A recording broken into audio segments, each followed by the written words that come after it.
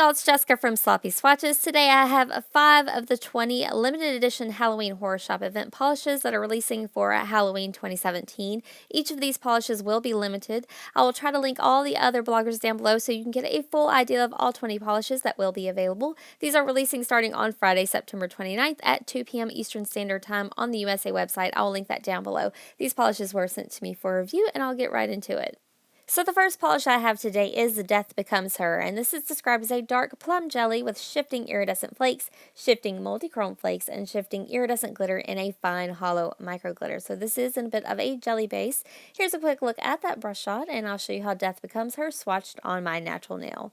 So here's a look at that first easy coat. If you love flakies and you love jelly polishes, this is an amazing one. It is in a deep plummy purple that is beautifully offset by all those different flakies. So there's a look at that first coat. It was a little bit sheer, so I'll go ahead and let that dry and then show you how it built up for me with that second coat. So you guys know that I do like to go in for a thicker second coat. This easily brought this one completely opaque for me. If you do prefer to kind of veer on the thinner side, this may take 3, but I really love the finish here at 2. So here's a look at that completed mani at just 2 coats before a glossy top coat underneath artificial lighting. So maybe a little bit of texture going on in there, and I think that this would look awesome matte as well.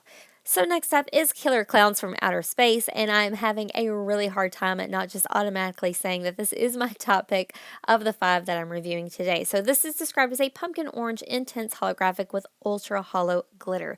I did get very strong red tones in here, and it's kind of one of those burning deep oranges that can look red depending on the lighting, and the finish is phenomenal. As you can tell here, the coverage is pretty awesome with one really careful thicker coat. I think that this can reach full opacity. I do have a tiny hint of a nail line left here, so I'm going to go ahead and complete this coat and then show you how it built up for me with a second.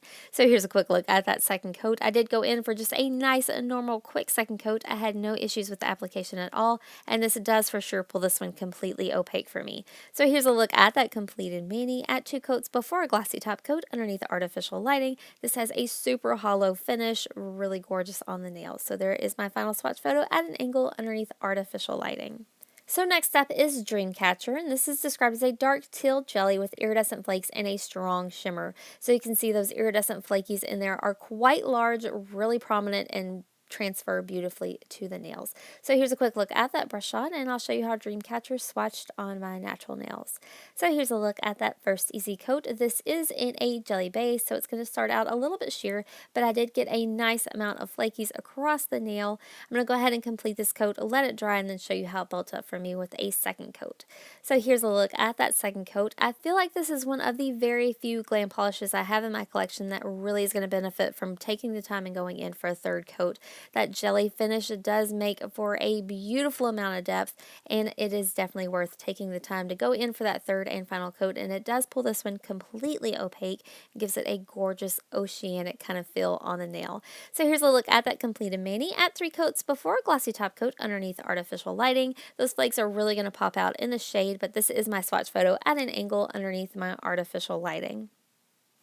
So next up is Ouija, and this is described as a bright blue packed with shimmer and glass flecks as well as hollow flakies. So if you're not feeling something deep and vampy yet and you still want to hang on to some summer with some beautiful shimmer and flakes, this is a gorgeous polish to do that with. So here's a quick look at that brush shot, and then I'll show you how Ouija swatched on my natural nail.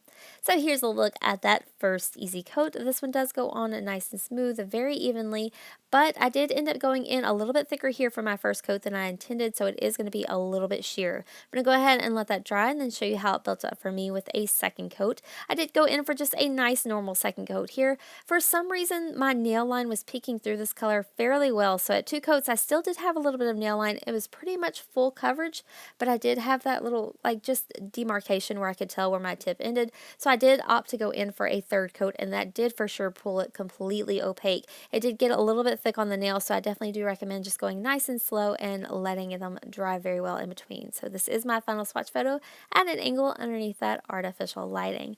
So the fifth polish that I have to share with you today is the Devil's Dolls, and this is definitely another one of my top picks. If you're into hollow or you're into duochromes, this is going to be an amazing polish for you. This is described as a berry base with a strong multi-chrome shimmer and ultra hollow glitter. So there's a look at that brush shot, and then I'll show you how the Devil's Dolls swatched on my natural nail. So here's a look at that first creamy coat. This polish does go on nice and smooth. I didn't have any brush strokings, but I did go in for a fairly thick first coat and made for awesome coverage. I went ahead and let that dry, and then I'm going to show you how it built up for me with a careful second coat. This polish is so easily completely opaque in 2 coats. I feel like even if you prefer to go in thin, this one is going to get you there in just 2. So here's a look at that completed mani at 2 coats before a glossy top coat underneath artificial lighting, and then here is a view from an angle underneath my artificial lighting. So that does wrap up my swatch and review of the 5 polishes that I have from the limited edition Halloween Horror Shop event collection for 2017. If you'd like to see more photos of any of these polishes, I do have that available on my blog at sloppyswatches.com, or you can also follow me on Instagram at sloppyswatches. So thanks so much for watching, guys. See you next time.